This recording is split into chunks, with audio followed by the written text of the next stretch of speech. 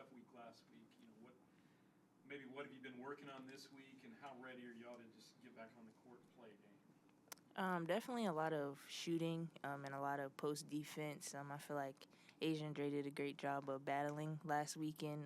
We obviously have a lot to work on when it comes to that area, but just continuing to work on that part and knocking down shots because they're there, they're open. There's nothing that defenses are really doing to like stop it. It's just us knocking it down that needs to be worked on. But we're really excited for these games that are coming up. This game that we're about to play, just to get back on top, get back on the winning side, and progress from there.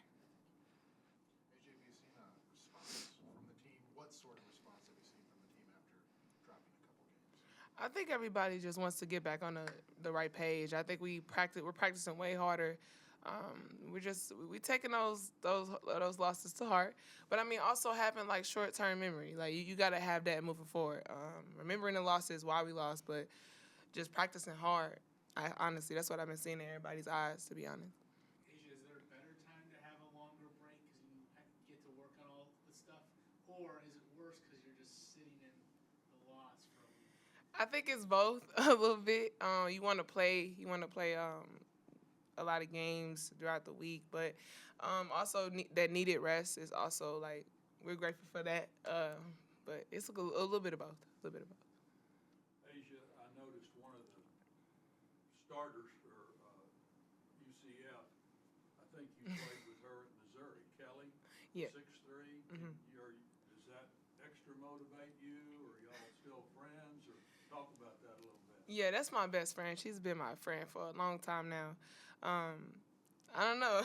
I just when we step on the floor together, I mean, it's gonna be business regardless. It's gonna be game plan, putting the game first. That is my friend though, but yeah, she know when it comes to that, it's just that. So will you? I'm curious. So will you talk to her when they get to town today, or will you see her at the game? How's that work? I don't think I can go to their hotel, but Good. right. I'm texting her a lot, just asking her about how she's been, stuff like that. Is there any trash talk? Oh, for sure, for sure, for sure. Asia, without giving anything away, what are some answers for post defense? I think right now we just really working on like just the techniques. Like, of course, like we're a little undersized when it comes to certain post players, but we working on like our quick moves, how to get around, and just their help from the guards. We working on a lot of that, so you're just gonna see it flow over to the game. Has there been a big emphasis on rebounding for tomorrow? I noticed they're a very good rebounding team. For sure. We've been rebounding a lot in practice and really focusing on that. You hear Coach Nikki yelling it a lot in practice. Rebound, rebound, whether you're a guard, post. But, yeah, rebounding will be key for these next two games. Jada, when you talk about the post defense, I know, you all play a role out on the perimeter. It's all aligned. What do you see as guards? Do you see your role in just kind of setting things up defensively even before it gets into the post?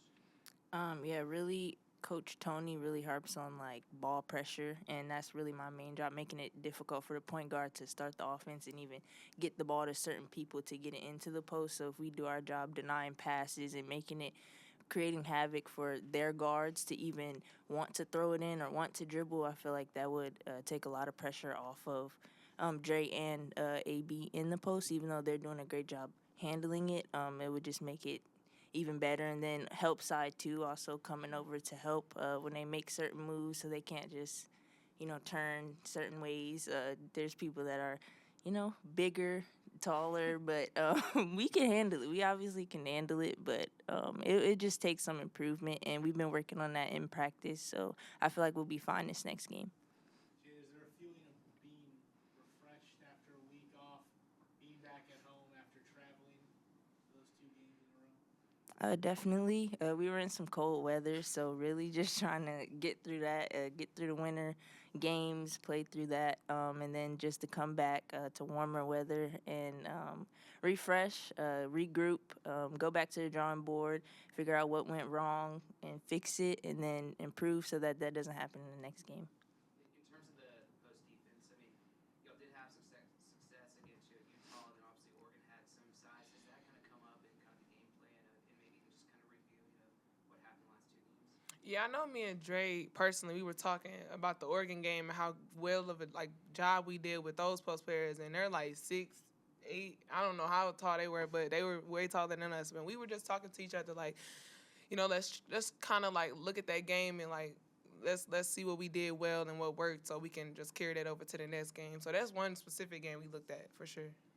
How do you feel that, game against UCF and then you've got Kansas State on Monday? How do you feel that this maybe really sets the tone for the rest of the season for you guys to kind of turn the page off of the road games that y'all had? I feel like it's really important just focusing in on what we need to do post-wise, because we know Kansas State, obviously, they have a girl that's super tall. So working on that with UCF and the posts that they have, which are still good, we can't underlook them, and make sure our help is on point, are not fouling, putting them on the free throw line, taking good shots so that they can't come down and set their offense up, and then pressuring them, again, denying one pass away, and then fronting the post, doing whatever we have to do to make sure the post doesn't get easy catches and can't score easily. So, yeah.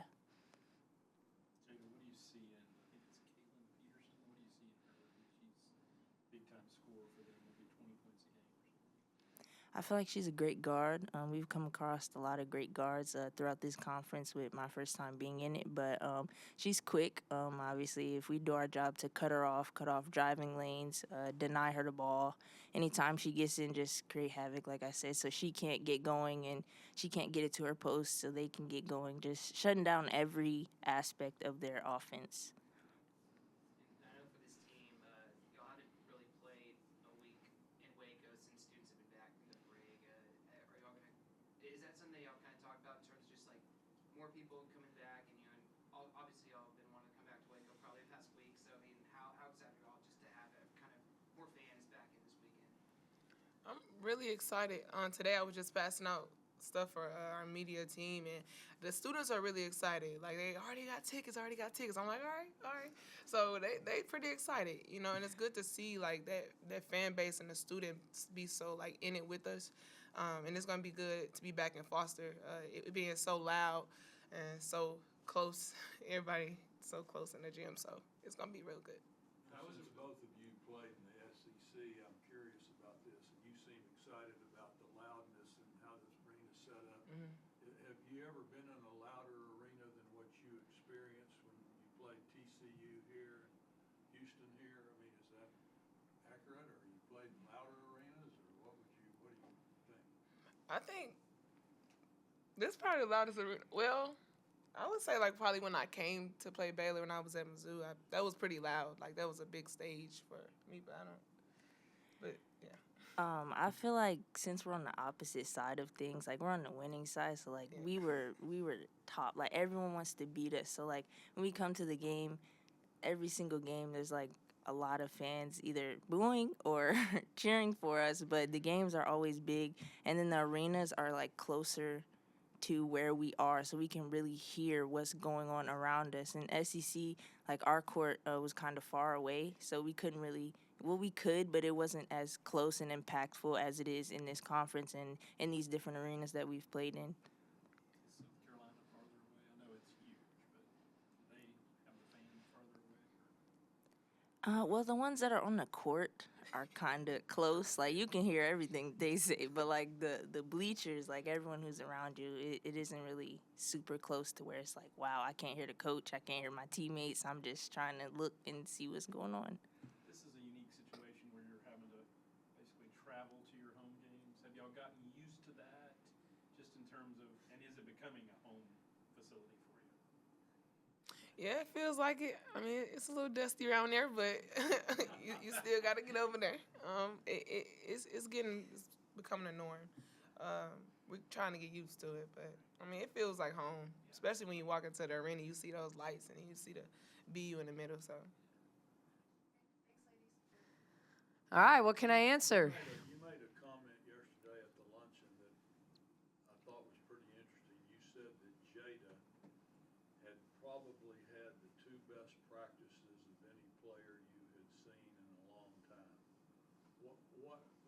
Why was that statement made? I mean, what did she do that's so great, or is she determined, or more focused? I mean, elaborate on that a little bit. Yeah, I just think, you come off a couple losses and it's really easy to want to be in the gym, but to not kind of have the mojo, wanting, success to bring back that. I mean, you kind of, when you lose, you have a little bit more of a workman-like approach, or you should. And I think it was like you could tell that she wasn't going to take a possession off. And I just felt like her team, and we don't, especially on a break like this, we may put our starters together the day before a game, but especially when we didn't have a Wednesday game, I'm going to mix them up and challenge them at different positions. And I think she was a good leader of her team. She was vocal. She played really fast offensively. She got a piece of the paint on almost every possession. Like, you could just tell there was a determination about her. And after practice, I'd put my arm around her and said, that was, you had such a good practice. And she said, I've got to be better. I don't want to lose, so I think she took the losses personal, and they certainly weren't on her. But I think she really took the approach of, I want to get back in the gym and get better, as opposed to, I want something to come to me. Like, she was going to go take it. So I just thought, just from how hard she practiced, how well when you combine all of the things, that's why I say they really stood out, because she not only made plays, but it was her effort, and sometimes you get great effort and, you don't make plays, so it can not look the same way. Coach, speaking of those losses, you have an extended period of time. Is it better No, it's not better. It's what? It's not bad as a coach. I mean, I think as a coach, you feel like this is a really good time for us to get back to the basics and do some more fundamentally driven stuff. So, but I think the players, I think it's better for them to get right back on the horse and so I think it's there's both sides to that, but it's never. I think you get people's attention with a loss, but it's not like you ever want to lose. So you have like both sides of that when you're coaching. I've said it. One of the thoughts for the day was, a coach's hardest job is to get players to do the things that they don't want to do in order to get the results that they want to get. And that's always the challenge of coaching. Even really good players, even really motivated players, to consistently get them to do the drills and the fundamentals that they don't love doing, because it does translate, and it may not translate overnight, but over time, little by little, a little becomes a lot. So, I just think those games were really different. The losses were really different. One, we were ultra competitive. The other one, we were competitive for 2 quarters and not for the next 2. And so, I think from that perspective, when you add up the season and you try to do it not just game by game but quarter by quarter, certainly those 2 quarters against Kansas were probably our worst 2 quarters of the season. And you eliminate one of those and you're still competing. Like, maybe we didn't score as well or make some shots against Iowa State, but we had a 1-point lead with a possession to go. So it wasn't like we didn't put ourselves in position to win the basketball game, despite maybe how we shot the basketball. So I think it's ultimately in this league, it's always going to be a grind, and making plays when they count. Were y'all still getting the shots you wanted, particularly in the Iowa State game, or was that more? That I wanted? No, I think that's the challenge against Iowa State, at the balance between understanding what shots they want you to take and the shots that we want to take. And, I think when you break that film down and you recognize that there was rarely a possession where we didn't take a shot with at least 15 seconds to go. And I think it felt like to our girls when we moved it 2 or 3 times and someone was open, that was a good shot. And I think we didn't commit to work for the best shot. because I think Iowa State was obviously very, very scout heavy in terms of who they were going to guard hard, who they weren't going to guard, who they weren't going to rotate to, who they, who they're going to stay home. But the more, I mean, even going down to, they didn't want to leave Sarah obviously all game long. But you look at even the late game possession when Jada drove, threw it to Yaya reattacked, Sarah was wide open. Do they want to leave Sarah? No, but when you work the ball side to side and you get them in rotations, eventually you were going to get shots for whoever you wanted to get shots for. And we didn't do a good enough job of attacking the paint consistently. I thought Jada was the only one that really got a piece of the paint. And because of how they guarded her, they rarely came off. So then it was shot as opposed to drive it, touch it, find somebody. They did a good job initial action of, I'm going to stay home on Bella and Sarah. I'm going to leave Dre open. We're going to leave Asia open. We're going to leave, Bugs open. There are people that they said, the statistics say, let these kids shoot it. We have the best chance to win if we take away the 40% three-point shooters. So, I think we played into their hand a little bit. It doesn't mean that Dre didn't make a lot of shots. Doesn't mean that Jada didn't make some key plays and that, but ultimately we didn't work to get great shots across the board. The Iowa State game obviously went right down to the final shot. How much value is there in that, in playing in a game like that for y'all as coaches working with players?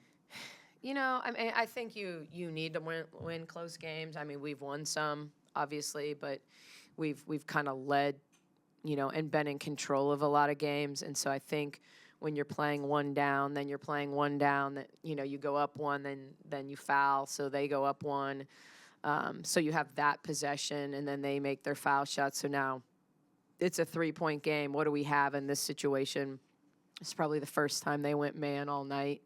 Was when we were up 3 to try to take the 3-point shot away. Sarah didn't get her feet under, but I'll tell you, a flare screen to a switch with her being defended by someone not as good that she could shake. It's hard to play downhill in those scenarios and get people to rotate because they're going to stay stretched, when they have to take away the 3. And so, I thought that was a pretty good shot. I thought Yaya turned down a wide open 3 when we were down 1. And then when she attacked, trying to play through Crooks rather than, hey, play off to find an open person, because I think at that point we had broken down the D. So they need to see those things. I think, one of the things we really, really evaluated coming back is the number of games, regardless of the score and regardless of whether we won the game or lost the game, mistakes that we've made end of quarter.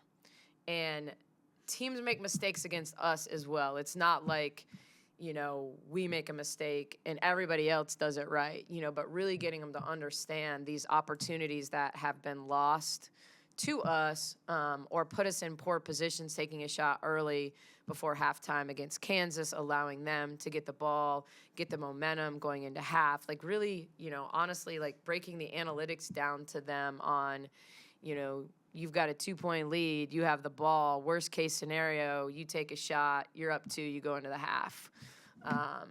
Best case scenario, you go up 3, 4, or 5, and you take the momentum into the half.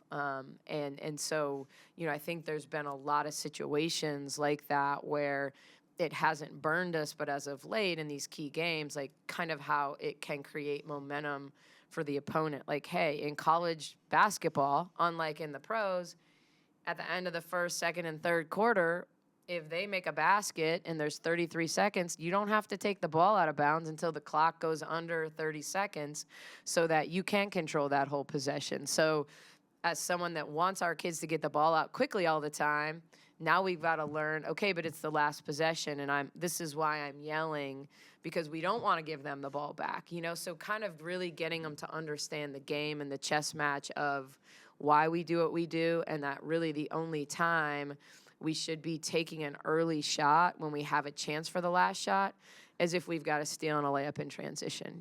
We've got a layup, not a 3-on-2 kick out 3, but because that you miss that and then they come down and score. We showed them that against Houston. I don't know if you remember the play, but Jana skipped it in transition. Danae shot faked and got called for a travel. You know, it didn't burn us because they didn't score, but that should have been a last possession, you know. So just trying to continually teach the game so that when we do have games that come down to one possession, that we understand, you know, how all those things add up.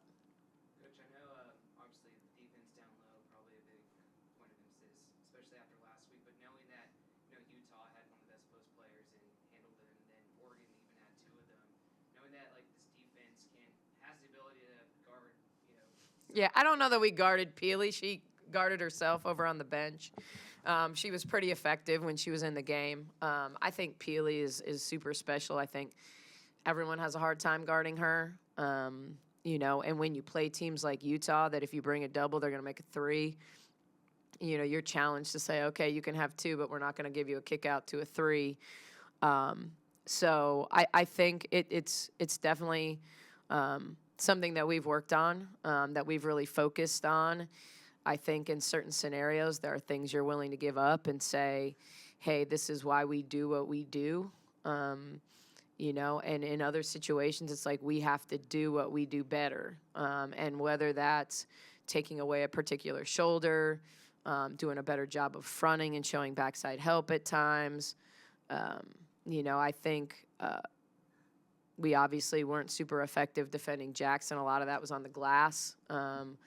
You know, Crooks, it was more so, you know, just the physicality part of it. And, you know, I think our early foul trouble impacted our ability to do what we wanted to do. Our players got tentative. You know, they weren't getting the whistle. I thought they were doing a good job chesting up and weren't getting the whistle and then getting whistled against, you know. And so then that takes a little bit of your, you know, intensity, toughness, like willingness to hit first, and you play on your heels. So we've got to do a better job, you know, winning the spots. When we don't win the spot, understanding where are they at on the floor. Do we need to be on top? Can we shove them off the block? What matchups can't we shove off the block? I mean, it's really no different than perimeter defense, you know, who's a straight downhill driver versus who's a shifty kid and how you move your feet and, you know, whether you open up or not. So, but we're obviously in a stretch where we had Jackson and Crooks and we're going to see Aoka Lee and Hannah Gusters. And, you know, you start listing these post players. And part of the best defense we have for them is make them play defense against us, you know. And that's why I say when it comes to Crooks, it wasn't her 23 points that I thought was the difference in winning and losing. I thought it was our inability to make her less of a factor or more of a factor, however you look at it, when it comes to us on offense, working against her and taking advantage of the mismatch that we had that looked really, really different. And I thought we did that against Sedona Prince. I thought, yeah, she had a lot of baskets and a lot of one-on-one and finished some, but at the end of the day, we made her like super ineffective defensively by moving, cutting, playing behind her, playing around her, and making, you know, TCU have 4 people guard 5 a lot of the times. Coach, when you have an opponent like UCF that has one really, really good scorer and then a lot of role players, how do you balance making her the key focus of your defense while not allowing a career day from someone who comes in with 7 or 8 points a game? Yeah, good question, actually. I mean, I think Peterson has been really efficient. You know, she can score at all 3 levels, but at her best playing downhill, gets to the foul line, takes a bulk of the shots. Shots are up in conference play as well. You know, really, really good attacker. I think you focus to the point of understanding, you know, where her shots are coming from. And your goal with someone who scores a lot of points is they're probably going to get points, but can you make them inefficient? You know, so your goal defensively against someone like Peterson is like, you're not going to stop her from getting shots. She's really, really fast. I think she's really good in transition, one of the faster players we've played against this year, and just really confident in her ability to score the basketball. So pretty fearless in terms of shot taking. There's some shots she takes that, you know, maybe we don't. but she's certainly capable of making them and has for them. And so it's about understanding, in a ball screen, who's the primary option, and doing a good job making them play to secondary, but not giving their secondary options open shots. Jewett can make open threes if you give them to her. We don't want her to have open threes. We want to give them one shot. We know Acott is like the best freshman rebounder in the country and is going to get to the glass, and she's going to go every time. She reminds me a lot of Bugs from last year, where it's just opportunistically she's cutting, she's running to the rim, she's getting offensive rebounds. So, and then you've got to do a good job of taking care of the basketball, because they can turn you over. They are athletic. They do get out in passing lanes, and so then that allows them to get easy things in transition. So I think, it's always going to be about taking care of the ball to us, but I think in particular against them and how they play and how aggressive they are defensively, I think they create turnovers. I thought our turnovers against Iowa State were pretty self-inflicted, and we're too many, quite frankly, to win that basketball game. So, you have to understand who you're playing against and how they play. You're talking about turnovers. I was just looking at stats this morning, and this is very unusual. Dre is basically an inside player, but she leads our team in turnovers. Mm-hmm. How, do you spend time talking to her about that, or you don't want to take her aggressiveness away, or can you kind of talk about that a little bit? Yeah, Dre has a huge usage rate, a really high usage rate. And, I don't think players always understand how much you play to them and through them, and there's two parts to that. Most post players, you play to them, you don't play through them, and that's, if they're getting low block catches, it's not like Dre's turning it over on low block catches. She's turning it over in transition. She's turning it over off the bounce, attacking from the perimeter. And I think you don't want to take someone's aggressiveness away from the perspective of her advantage against a lot of the people that guard her is her ability to make perimeter shots and attack off the perimeter. So a lot of people that guard her aren't people that she's going to post up, and so it's about, the conversations with Dre are about making simple plays. She likes to shovel pass. If she would jump stop and bounce pass. What I love about Dre is she sees the rotation. She sees who's open. It's about, the great playmakers, the great point guards, they can deliver the ball on time and on target with the right kind of pass, and so it's understanding, like, okay, if you're going to grab a defensive rebound and start us in transition, you got to know when the wide open, long rim running pass is there and when you need to just advance it up the wing and let somebody else feed it. And so it's sometimes wanting to do something for her team that she's capable of, but maybe isn't her greatest strength, and understanding that we're not trying to take away from your ability to show what you're capable of doing, but also, we have to value possessions. And, there's been games, and this is why there's no absolutes to me in coaching. Like, you look at the Texas game, and she assisted or scored on the first 5 baskets of the game, and if I don't let her handle it and I just tell her to always throw it to a point guard, then, we don't have the versatility to potentially to break down, a really, really good Texas team. But as the game goes along, it's like you build that confidence, and all of a sudden there's a travel on a roll because the rotation comes, and then there's a drive, and it's a pitter-patter of the feet, and then you're coming down in transition in a tight game, and you're trying to thread the needle to Bugs running the floor, who still struggles to catch bounce passes with her mask, and so it's kind of like understanding, what I talked to her about is time and score, not taking your aggression away, but when is it the right play, when is it the right pass.